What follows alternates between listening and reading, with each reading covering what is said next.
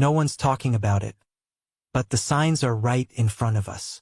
While mainstream headlines chase AI hype, political distractions, and meme coin drama, the institutions are moving in silence. And the FDIC, the same agency you've only ever heard of when a bank collapses, isn't just watching the space anymore. They're building in it. This isn't speculation. It's a coordinated financial restructure, and XRP is quietly being positioned right at the heart of it. Let's be real. The FDIC doesn't make headlines unless something's broken. And lately, they've been very active. Far too active for things to be business as usual. Multiple banks have failed. Liquidity risks are escalating. Commercial real estate is teetering. The public doesn't see it. But behind the scenes, the FDIC is working overtime to prepare for something systemic. What are they preparing for? A new framework. One where real-time settlement replaces batch processing. Where liquidity is on-chain, not trapped in legacy rails. Where cross-border payments don't take days, they happen instantly with finality. Enter XRP, the digital asset designed for speed, liquidity provisioning, and cross-border trustless value transfer. While people argue about price action, Ripple has been forging deep connections in financial plumbing. And now, with regulatory momentum behind it, XRP is becoming impossible to ignore. Here's what makes this even more serious. The FDIC is openly coordinating with the Fed and Treasury on digital asset risk frameworks. They've already simulated bank resolution events using tokenized instruments. They're consulting with fintech infrastructure providers, and Ripple's model matches the exact specs being discussed. So while CNBC talks about tech stocks and TikTok drama, the financial elite are building a parallel system. And they're not building it for us. They're building it for survival. Because when the next wave of banks go under, and yes, more are coming, the existing system will be too slow to react. Too rigid to absorb the shock. That's when real-time systems like RippleNet become the new standard. And XRP? It won't just be a coin, it'll be a lifeline. It's not about hype anymore. It's about liquidity, compliance, and systemic integration. So if you're holding XRP, you're not betting on a moonshot. You're positioned in the bloodstream of the next-generation financial system. Subscribe to Be Crypto Smart for more game-changing analysis the media won't show you. The FDIC published a document called the Resolution Handbook. On the surface, it's just a procedural guide. But buried deep inside are phrases that should send shockwaves through the crypto world. Especially if you're holding XRP. We're talking about language referencing tokenized liquidity instruments, real-time settlement mechanisms, and cross-border asset resolution. This isn't a white paper. This isn't speculative theory. This is hard-coded into the crisis response framework of the U.S. government's primary bank insurer. Why would the FDIC, a traditionally slow-moving, risk-averse agency, suddenly start talking about tokenized instruments? Because they see what's coming. Systemic risk is no longer just theoretical. It's active. Regional banks are collapsing. Commercial real estate is deteriorating. Credit contagion is brewing. The old tools ACH, SWIFT, batch clearing were never designed for velocity. And the next time a major U.S. bank implodes, the FDIC knows they'll need to move fast. You can't unwind $500 billion in obligations using spreadsheets and paper trails. But Ripple's on-demand liquidity system can.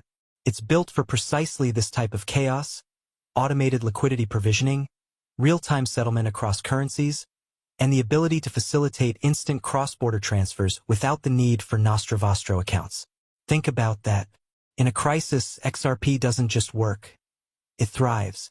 Because it removes friction where traditional systems break down. That's not just valuable. It's critical infrastructure. And it's not just Ripple saying this.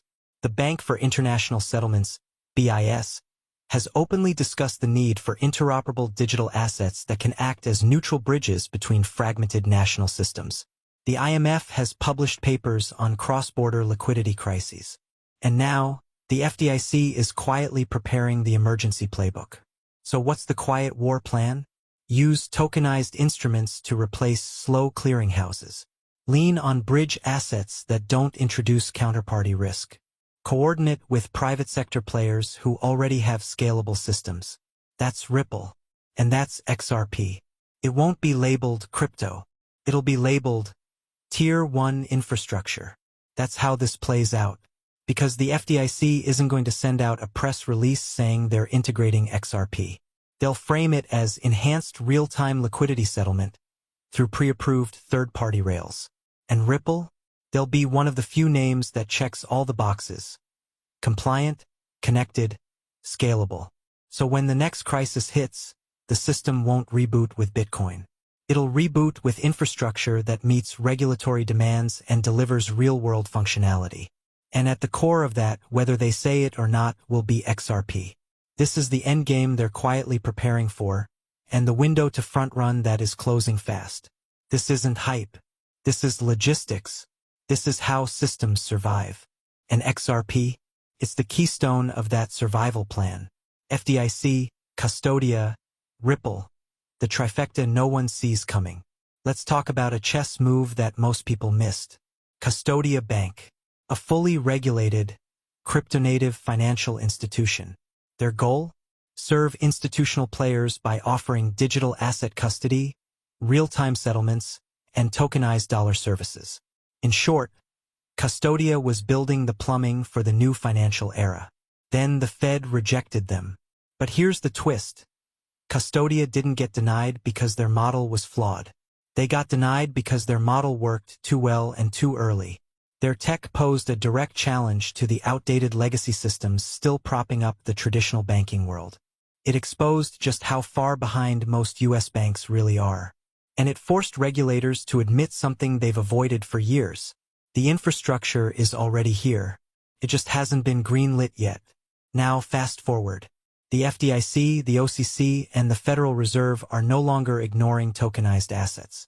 They're actively crafting the new rulebook, deciding who gets to custody them, how they'll be settled, and what rails will support the flow of digitized liquidity. And guess who's already solving those problems in live markets? Ripple. Ripple is light years ahead when it comes to regulatory engagement, global licensing, and institutional integration. Their corridors in Asia, Latin America, the Middle East, and Africa aren't pilot programs. They're production-level systems moving real volume for real clients. Now they're setting their sights on the US. And while everyone's watching ETFs and speculating on the next memecoin, Ripple is building inside the wire. You connect the dots.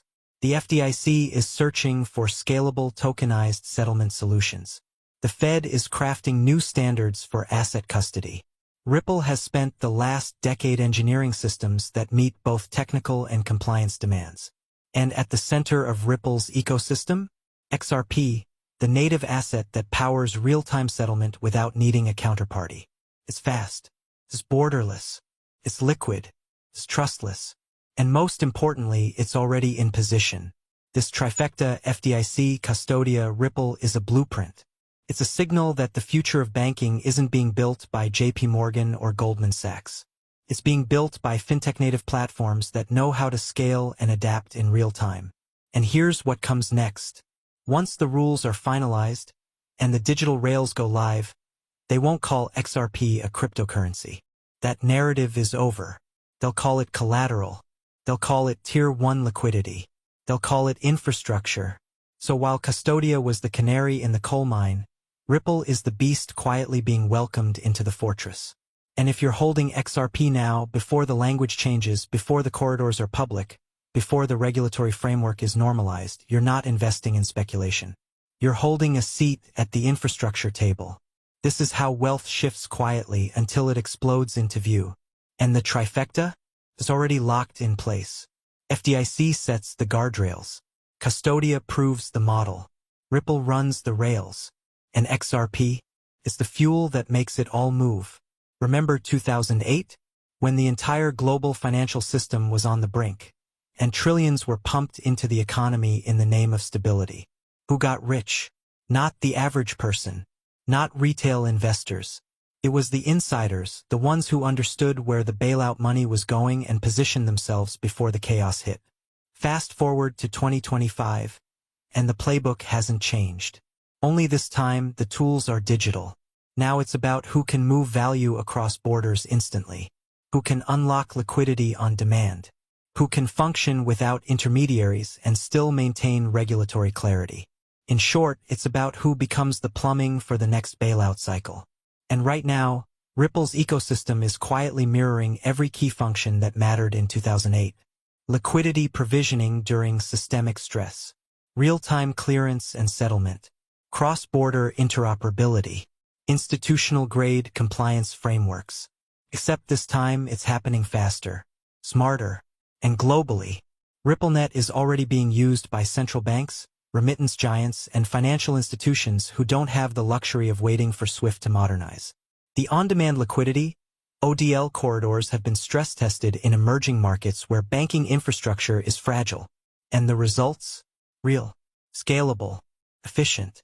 The FDIC knows it. The Federal Reserve knows it. And the institutions preparing for the next reset know it. Because the next crisis won't be about subprime mortgages. It'll be about fractured liquidity, de-dollarization, and collapsing trust in traditional rails. And when that happens, they won't just be printing money.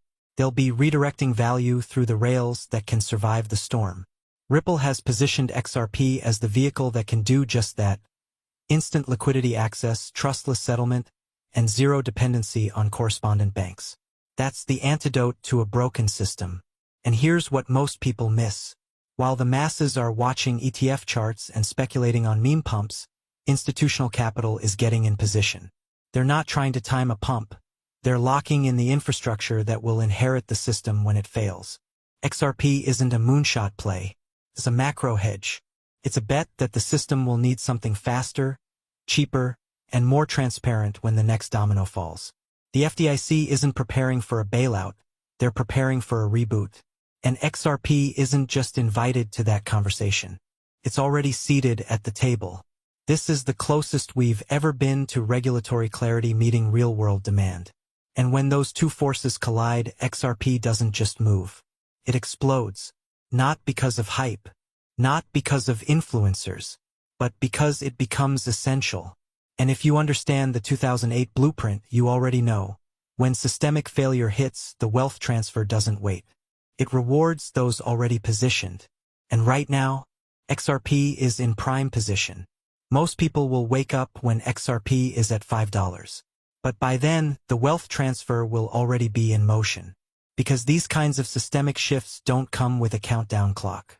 They don't trend on Twitter. They're executed in boardrooms, drafted in regulatory meetings, and coded into digital frameworks behind closed doors. And when they go live, there's no press conference, just new rules, new rails, and new winners. The FDIC isn't making noise because they don't have to. They're quietly building a transition plan that activates when, not if, the next set of regional banks begin to fail. And when that happens, the old financial system won't be patched. It'll be replaced. That's why Ripple spent the last decade perfecting infrastructure, not marketing. That's why XRP isn't just a digital asset. It's a functional layer of this new system. Ask yourself this. Why is Ripple expanding liquidity corridors across 4 continents? Why is XRP already integrated into solutions built for financial institutions, not retail traders? Why are discussions of tokenized bank resolutions happening at the FDIC, BIS, and IMF all at once? Because the endgame isn't a bull market. It's a monetary reset. One where programmable money, tokenized value, and interoperable liquidity networks become the new global standard. And XRP? It's one of the only assets that ticks all the boxes. Speed, compliance, decentralization, and utility. That's why the window is closing. Because once this switch flips, once the FDIC signs off on tokenized resolution models and Ripple's rails are acknowledged as standard, you're no longer early. You're reacting. And retail doesn't get rich by reacting. It gets rich by front-running the system before the masses even know it's broken. This is how generational wealth is made, not by hype, but by understanding infrastructure before it becomes visible. So if you're holding XRP and you actually understand what's coming, you're not gambling. You're positioning. You're not chasing green candles. You're holding digital real estate on the next monetary rail. And in the same way the insiders of 2008 loaded up on distressed assets before the bailout hit, smart money today is accumulating the asset the system will depend on to stay liquid. because when that reset hits, and it will, the money doesn't disappear. It moves. And XRP is where it's heading. Subscribe to Be Cryptosmart if you want to be on the right side of that transfer. The FDIC is about to make XRP holders rich. But only if they're paying attention.